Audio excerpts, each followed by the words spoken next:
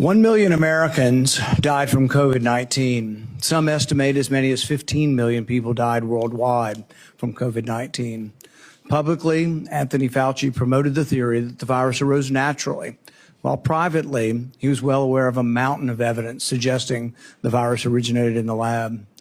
The American people deserve answers. The American people deserve to know why dangerous research was funded by NIAID in a totalitarian country, in a lab that lacked acceptable safety standards.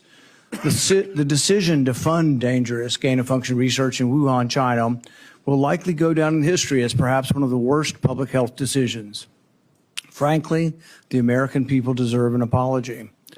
I hope today Dr. Fauci will come clean, admit it was a mistake to fund dangerous research in China, admit that the risk of this dangerous research exceeded any possible benefits, ask forgiveness, and pledge to help our government devise safeguards so a man-made epidemic never happens again.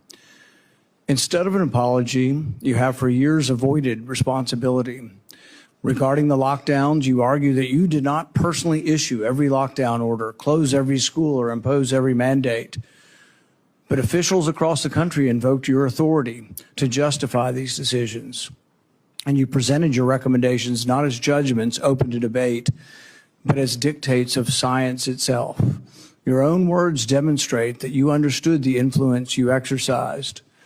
On March 14th, 2020, you wrote that the task force recommendations were driven by me, yourself, Deb, and CDC. The next day you wrote that you had convinced Mayor Bill de Blasio to close the New York City schools, so you were involved.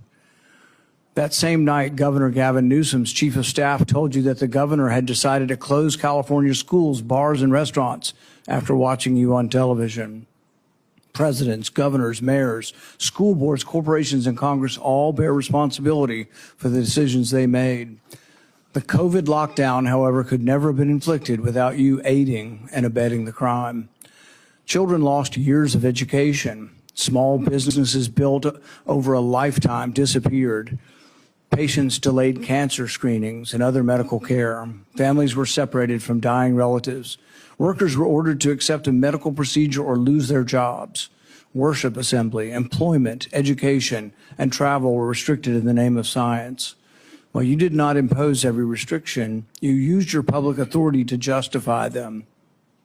While you concluded publicly that COVID occurred naturally, your private record tells a different story.